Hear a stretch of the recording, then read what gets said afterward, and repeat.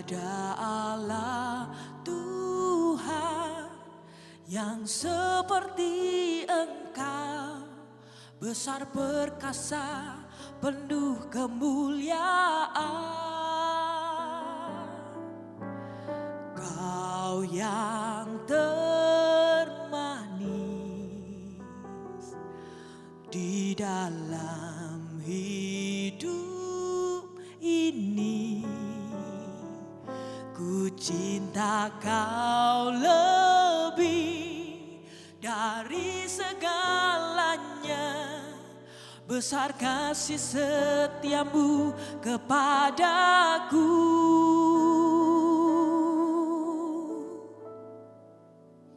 Ku sembah Kau, ya Allahku. Ku tinggikan namamu selalu. Tiada lutut tak bertelut menyembah Yesus Tuhan Rajaku. Ku sembah Kau, ya Allahku. Ku tinggikan namamu selalu. Semua lidah kan mengaku Engkaulah Yesus Tuhan Rajaku.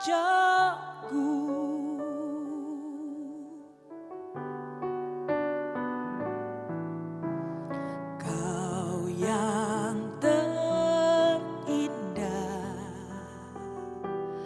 di dalam hidup ini. Tiada Allah Tuhan yang seperti Engkau, besar perkasa penuh kemuliaan. Kau yang termanis di dalam hidup ini, ku cinta Kau lebih dari segalanya. Besar kasih setiamu kepadaku. Oh, ku sembah Kau, ya Allahku. Ku tinggikan namamu selalu. Tiada lutut tak bertelut menyembah Yesus Tuhan Rajaku. Ku sembah Kau, ya Allahku. Ku tinggikan namamu selalu. Semua lidah kan mengaku Engkaulah Yesus Tuhan Rajaku.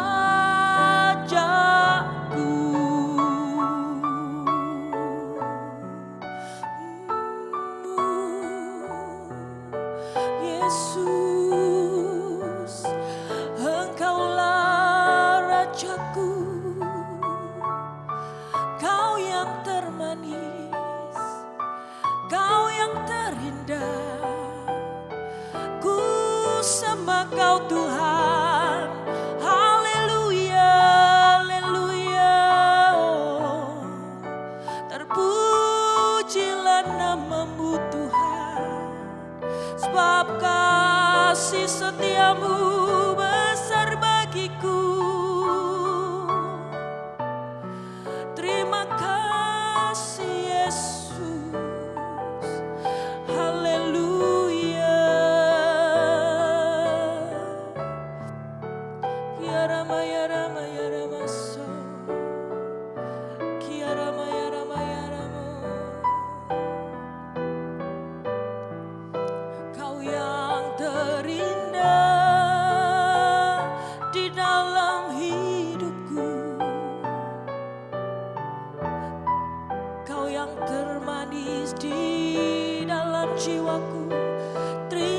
kasih Yesus.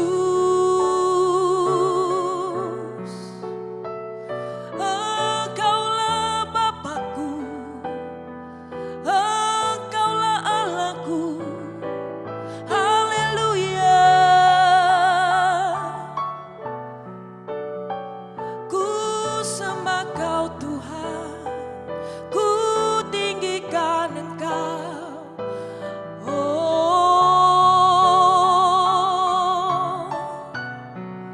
Raja di atas segala raja, oh Raja keagungan. Sungguh kami kagum akan Engkau Tuhan. Ku sembah Kau ya Allahku. Ku tinggikan nama-Mu selalu, tiada lutut tak bertelut, menyembah Yesus Tuhan Rajaku. Ku sembah Kau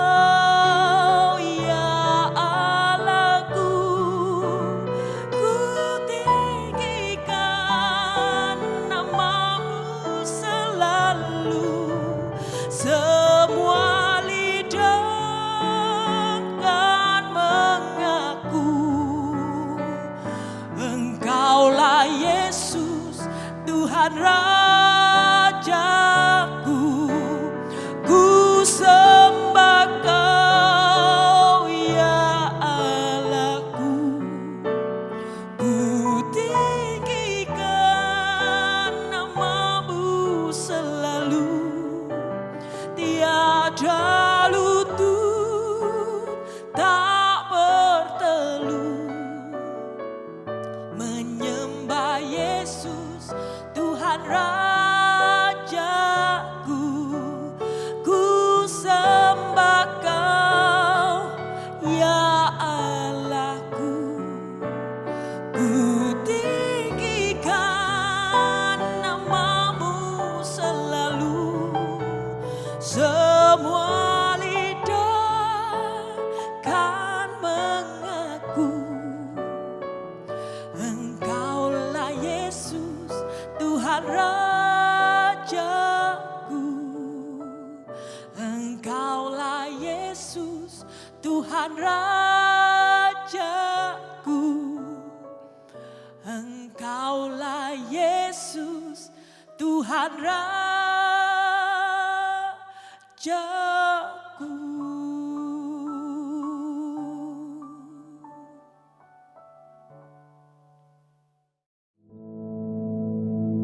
Our Father, which art in heaven, hallowed be thy name. Thy kingdom come, thy will be done in earth as it is in heaven. Give us this day our daily bread, and forgive us our debts, as we forgive our debtors. And lead us not into temptation, but deliver us from evil. For thine is the kingdom, and the power, and the glory, forever. Amen.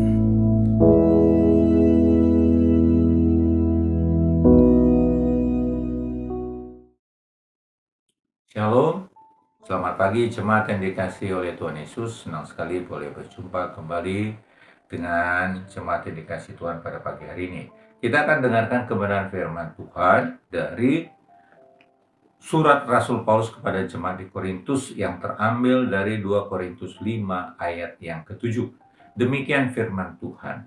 Sebab hidup kami ini adalah hidup karena percaya, bukan karena melihat. Jemaat yang dikasihi Tuhan, latar belakang Paulus menulis surat kepada jemaat di Korintus ini, di dalam 1 Korintus, Paulus sudah mengajarkan kebenaran firman Tuhan, dan jemaat di Korintus bertumbuh di dalam iman dan juga bertumbuh di dalam hal memberi, dan mereka hidupnya berubah Tetapi kemudian ada masuk pengajaran-pengajaran yang palsu, yang tidak sesuai firman Tuhan.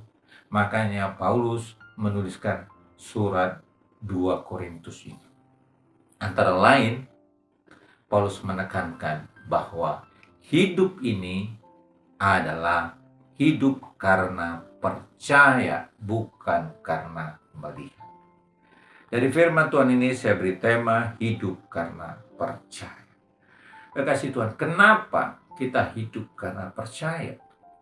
Alkitab menekankan di dalam surat Ibrani 11 ayat yang ke-6 dikatakan, tanpa iman tidak mungkin orang berkenan kepada Allah. Tanpa iman tidak mungkin orang berkenan kepada Allah. Dan kita tahu firman Tuhan mengajarkan di dalam Roma 10 ayat 17, iman itu timbul karena pendengaran akan firman Kristus. Jadi artinya orang yang berkenan kepada Allah adalah orang yang beriman, orang yang hidup berlandaskan di atas kebenaran firman Tuhan. Karena iman itu hanya timbul karena pendengaran akan firman Kristus. Jadi orang yang hidup berdasarkan firman Kristus. Kekasih Tuhan, kita tahu bahwa di dalam hidup ini ada banyak orang, beragam orang, punya gaya hidup dengan banyak gaya, dengan banyak cara, ya sesuai dengan apa yang dia mau. Tentunya juga sesuai dengan mungkin pengetahuan yang dia punya. Tetapi Alkitab jelas mengatakan, tanpa iman tidak mungkin orang berkenan kepada Allah. Nah, iman yang dimaksud di sini adalah berdasarkan kebenaran firman Tuhan. Jadi, kalau kita mau berkenan di hadapan Tuhan, maka hidup kita itu harus sesuai dengan apa yang firman Tuhan katakan. Memang di dalam perjalanan kehidupan kita ini terus-menerus diproses oleh Tuhan, diperbaharui terus-menerus, diubahkan terus-menerus, agar supaya hidup kita ini semakin berkenan dan menyenangkan hati Tuhan. Kekasih Tuhan, oleh sebab itulah makanya betapa pentingnya kita sebagai orang percaya untuk mendengarkan firman Tuhan. Dan setelah kita mendengarkan firman Tuhan, tentunya nggak cukup firman Tuhan itu menjadi suatu pengetahuan saja. Karena di dalam surat Yakobus diingatkan, kalau iman tidak disertai oleh perbuatan, pada hakikatnya adalah mati. Artinya, setelah kita mendengar firman, iman kita bangkit, maka harus ditindaklanjuti dengan apa? Perbuatan. Saudara yang dikasihi oleh Tuhan Yesus, sering terjadi dalam kehidupan ini, apakah itu dalam rumah tangga, baik itu di dalam hubungan bersosialisasi di antara masyarakat, maupun di dalam gereja lokal, maupun di dalam pelayanan yang namanya manusia. Kadangkala mungkin kan di dalam berbicara, ngomong itu bisa slip, bisa salah. Nah, kadangkala orang yang mendengar bisa salah tanggap. Akibatnya kemudian menimbulkan yang namanya apa? Oh, bisa jadi kecewa, bisa jadi sakit hati, dan sebagainya. Nah, kalau hal ini dipelihara terus, tidak diselesaikan, maka bisa menimbulkan kebencian, bisa menimbulkan amarah di dalam hatinya. Tetapi sebagai orang percaya, ibadah dia berjalan terus, berdoa dia jalan terus. Tetapi kalau masih menyimpan yang namanya amarah, menyimpan yang namanya kebencian, maka itu adalah sesuatu hal yang tidak berkenan di hadapan Tuhan.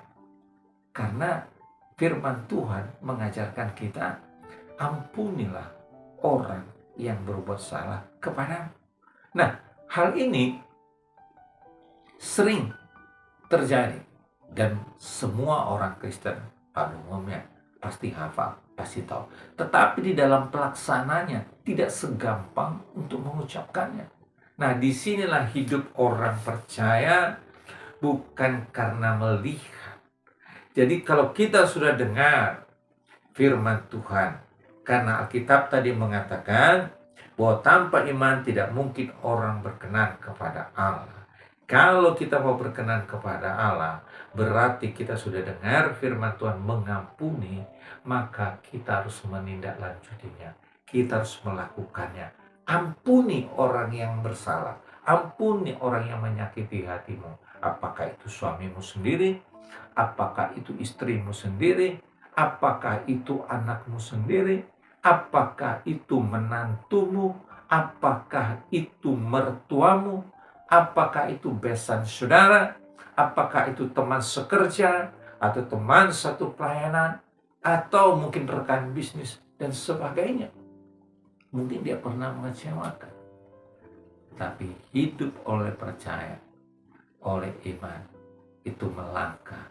Lakukan apa yang firman Tuhan katakan. Ampuni. Kita lepaskan pengampunan.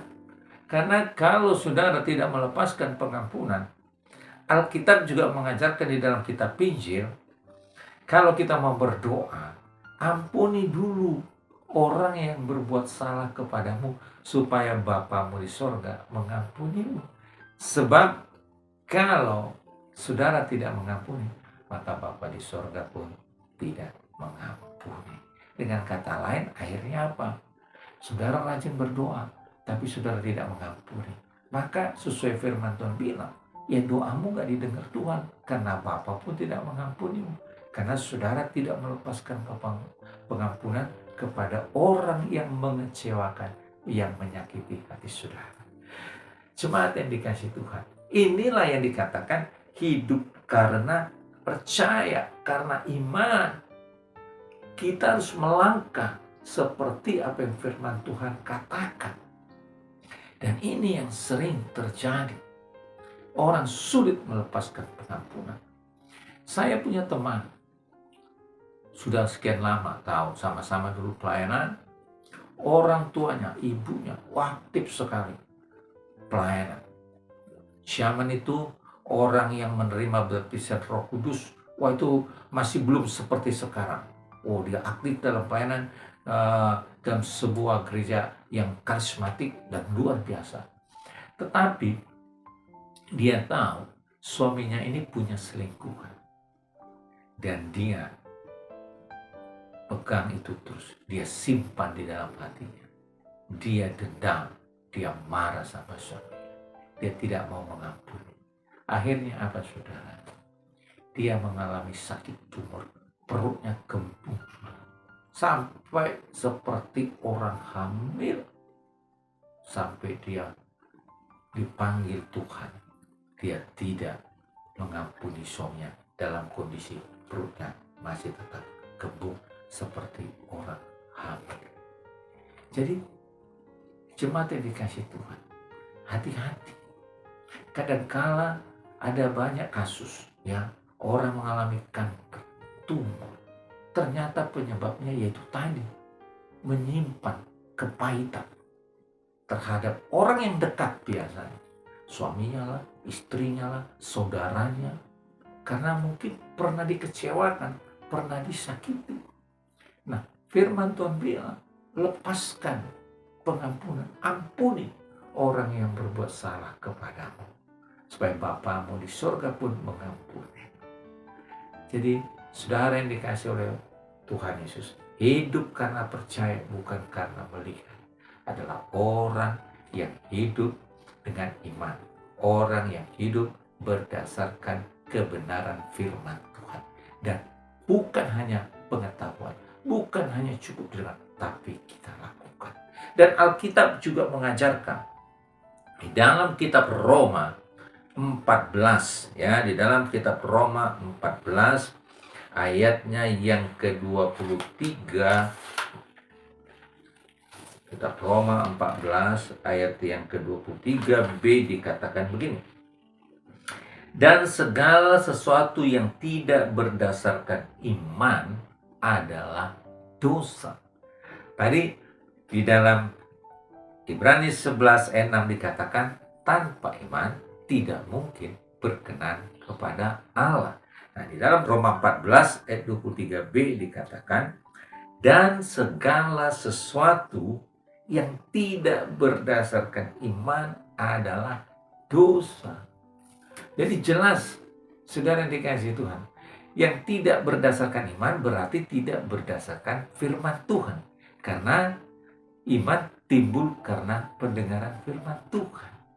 Jadi kalau segala sesuatu yang kita lakukan dalam hidup ini tidak berdasarkan iman, tidak sesuai dengan firman Tuhan, Alkitab mengatakan adalah dosa.